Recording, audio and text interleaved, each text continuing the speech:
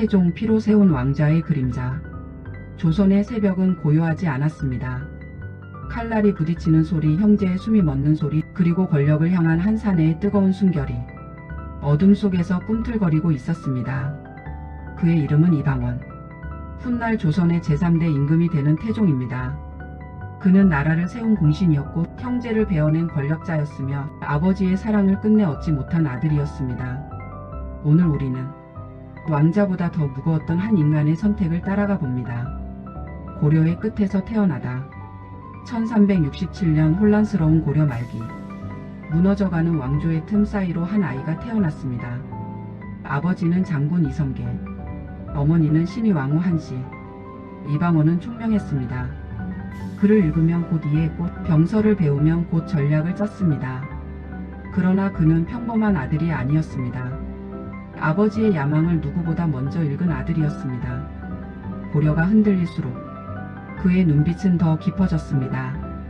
이 나라는 오래가지 못한다. 소녀는 이미 역사의 바람을 느끼고 있었습니다. 위화도 해군 새로운 시대의 문. 1388년 아버지 이성계는 위화도에서 군사를 돌립니다. 역사는 이것을 위화도 회군이라 부릅니다. 이방원은 뒤에서 움직였습니다. 정치 세력을 설득하고 신진 사대부들과 손을 잡으며 새로운 나라의 설계를 도왔습니다. 그의 손에는 붓이 있었고 마음속에는 칼이 있었습니다. 조선이 태어났을 때 그는 누구보다 큰 공을 세운 계고 공신이었습니다. 그러나 왕세자가 되지 못했습니다. 정도전과의 갈등. 아버지 이성계 곧 태조는 어린 이방석을 세자로 세웁니다. 그 뒤에는 계고 공신이자 설계자 정도전이 있었습니다. 정도전은 신권 중심의 나라를 꿈꿨습니다. 왕은 상징이 되고 정치는 대신들이 맡는 구조. 그러나 이방원은 달랐습니다. 왕은 강해야 한다. 그는 권력을 나눌 생각이 없었습니다. 궁궐의 공기는 차가워졌습니다. 형제는 형제가 아니었고 정치는 피 냄새를 머금기 시작했습니다. 1차 왕자의 난. 1398년 밤이 깊어지자 칼이 번뜩였습니다. 이방원은 결단을 내립니다. 정도전을 제거하고 이복 동생 방석을 죽입니다. 형제의 피가 궁궐을 적셨습니다. 아버지 태조는 충격에 빠졌습니다. 아들의 손이 너무 멀리 갔음을 깨달았습니다. 이 사건은 조선을 피로 물들인 첫 번째 비극이었습니다. 아버지와 아들. 태조는 왕위를 내려놓습니다. 부자의 관계는 이미 금이 갔습니다. 이방원은 왕이 되지 못했습니다. 형 방가가 왕위에 오릅니다. 그러나 실권은 이미 그의 손 안에 있었습니다. 아버지의 눈빛은 차갑게 식어 있었습니다. 너는 너무 멀리 갔다. 그러나 이방원은 멈추지 않았습니다. 2차 왕자의 난. 1400년 형 방간이 반기를 듭니다. 그러나 승자는 이방원이었습니다. 이제 더 이상 그를 막을 사람은 없었습니다. 그는 마침내 왕위에 오릅니다. 조선 제3대 왕 태종. 강한 왕권의 시작. 태종은 냉혹했습니다. 사병을 혁파하고 호패법을 실시하며 의금부를 강화합니다. 왕권은 단단해졌습니다. 그는 나라를 정비했습니다. 혼란을 잠재우고 중앙집권 체제를 완성했습니다. 피 위에 세운 질서.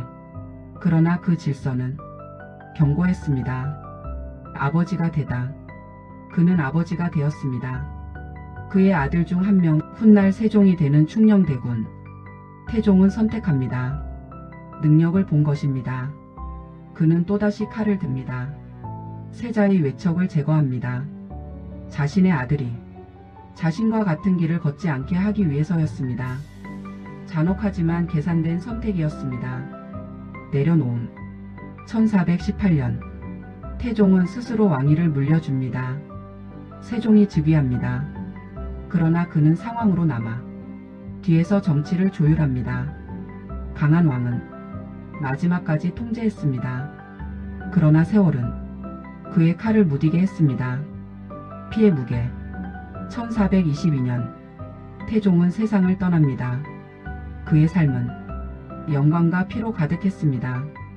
그가 없었다면 강한 조선도 없었을지 모릅니다. 그러나 그가 있었기에 수많은 눈물이 있었습니다. 왕은 완벽하지 않았습니다.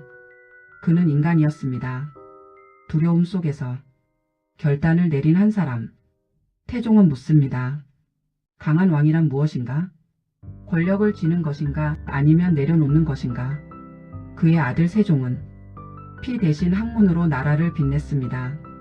그러나 그 토대는 태종의 단단한 통치 위에 세워졌습니다. 역사는 그를 냉혹한 왕이라 부릅니다. 그러나 우리는 그의 고독을 기억해야 합니다. 왕자 위에 앉은 자는 늘 외로웠다는 것을. 오늘의 이야기가 역사를 다시 바라보는 시간이 되었기를 바랍니다. 왕의 삶 속에서 우리의 선택을 돌아보는 시간이 되었기를 바랍니다. 이야기가 마음에 닿으셨다면 구독과 좋아요로 함께 해주세요. 다음 이야기에서 또 만나요.